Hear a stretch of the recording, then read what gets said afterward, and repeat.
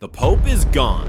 What comes next could split the church in two. 10 men, 1 throne, and behind their holy titles. Secrets, power plays, and controversy. Candidate number 1, Cardinal Pietro Parolin, the Vatican's power broker. If the next Pope is chosen for control, not change, this is the man. Cardinal Pietro Parolin is the most powerful man in the Vatican not already wearing white. As Secretary of State, he's been Pope Francis's top diplomat, managing church affairs across the globe, from China to Venezuela. But with power comes controversy. PAROLIN was behind the secretive deal with China, allowing the Communist Party input in bishop appointments. Vatican loyalists called it a smart move. Chinese Catholics called it a betrayal. Some bishops even went into hiding. Then came the London scandal, a failed luxury real estate investment that cost the Vatican over $200 million. Parolin wasn't charged, but documents show he was aware of the operation. On moral issues, he walks a thin line, never directly opposing Francis, but rarely defending him publicly either. Critics say he's too careful, too political, too polished. Still, many cardinals see him as the safest choice, experienced, connected, and deeply rooted in Vatican tradition. But to reformers, he's the gatekeeper. If elected, the church may not collapse, but it may not change either. Up next, a global favorite, loved by the people, doubted by the system. This is candidate number 2. Cardinal Luis Antonio Tagle, loved by the people, blocked by the Vatican. If the people could vote, he'd already be Pope. Cardinal Luis Antonio Tagle is everything Pope Francis praised: humble, emotional, close to the poor. He's known for crying during homilies, laughing with street vendors, and speaking to crowds like family. He led the Archdiocese of Manila. Then suddenly, Pope Francis brought him to Rome, placing him in charge of global evangelization, a role once dubbed the Red Pope. It looked like grooming for succession, but that's when the backlash began. Insiders say Tagle is seen by traditionalists as too soft, too Asian, even too progressive. Multiple sources confirm that some European cardinals are working behind the scenes to block his candidacy. Their FEAR that Tagle would radically decentralize power, shift resources to the global south, and turn the papacy into a mission-driven voice for the poor. That's threatening. His supporters say he's the soul of the modern church. His enemies say he weeps, but can he rule? Candidate number 3, Cardinal Peter Turkson, the Black Pope Prophecy. He's bold, he's black, and some believe he's the last pope. Cardinal Peter Turkson of Ghana is a respected global figure, intelligent, charismatic, and a champion of climate justice and social equity. Across Africa, he's seen as a moral leader. In Rome, his name triggers both hope and fear. Why? Because if elected, he wouldn't just be the first African pope in over 1,500 years. Some believe he fulfills an ancient, terrifying prophecy. The Black Pope theory, rooted in the prophecy of the popes, claims the next pontiff, Petrus Romanus, will lead the church into chaos, war, or its final age. And beyond prophecy, there's prejudice. Sources confirm some European cardinals oppose Turkson quietly, not for theology, but for his skin color. Still, Turkson endures, with grace, with dignity, with vision.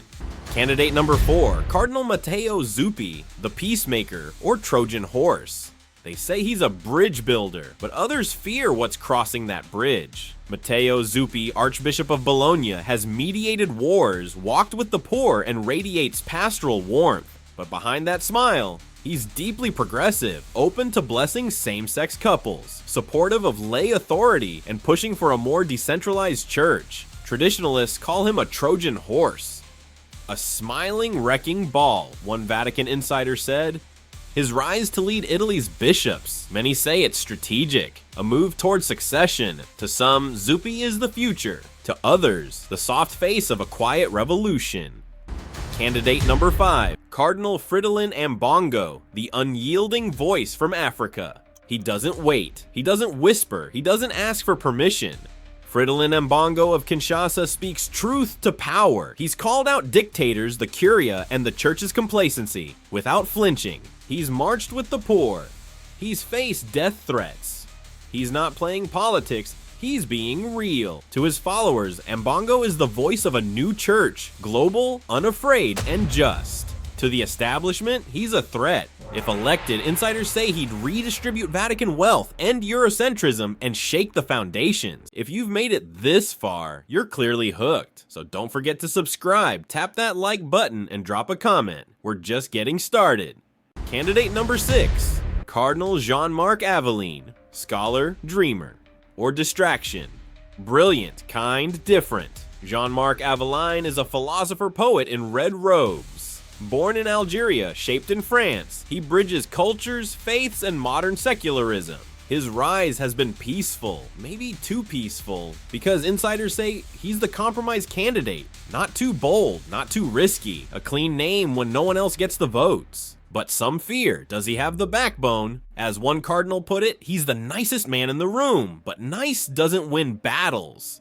Still, in a church full of war, maybe gentle is exactly what it needs. Candidate number 7, Cardinal Pierre Pizzala, the man from Jerusalem with the weight of a holy war. He stands where prophecy meets politics, and some fear that's a dangerous mix. Cardinal Pizzala isn't just a name. He's the Latin patriarch of Jerusalem, the church's man in the Holy Land. He's lived under sniper fire, stood between raging factions, and preached peace where peace often dies. Supporters say no one understands conflict, suffering, or sacred symbolism like he does. But critics warn he's too exposed, too political, and could make the Vatican a target, especially with global tensions high. Electing the Patriarch of Jerusalem could spark interfaith unrest or ignite new unity. He's walked through holy fire and didn't burn, but the question remains, can the church and the world handle that kind of pope? Candidate number 8, Cardinal Pater Erdo, Europe's conservative general or the church's hard reset. Discipline, doctrine, no debate. Cardinal Erdo is Europe's most powerful conservative, a canon law expert, a defender of Catholic order. He's spoken out against same-sex blessings, gender ideology, and decentralization. To his base, he's the general who will restore reverence. But critics warn his election would be a hard right turn, a signal that the church is done with experiments. His candidate number 9, Cardinal Christoph Shunborn, the gentle theologian with one shadow too many. He helped write the catechism. He's respected on both sides of the aisle. He's wise, he's revered, but he's also haunted. In the 2000s, Austria's church faced an abuse scandal. Critics say Shunborn moved too slow, protected the wrong people, and even though he apologized, for many it was too little, too late. Now, at 80, some say he's the perfect transitional pope to stabilize the church in a storm. But others ask, can the church truly heal if its leader once failed the innocent? Candidate number 10, Cardinal Robert Sarah, the final stand of the traditionalists. He's the calm before the quake. Cardinal Robert Sarah is the voice of reverence, discipline, silence. He's warned the West is dying, that the church is losing its soul.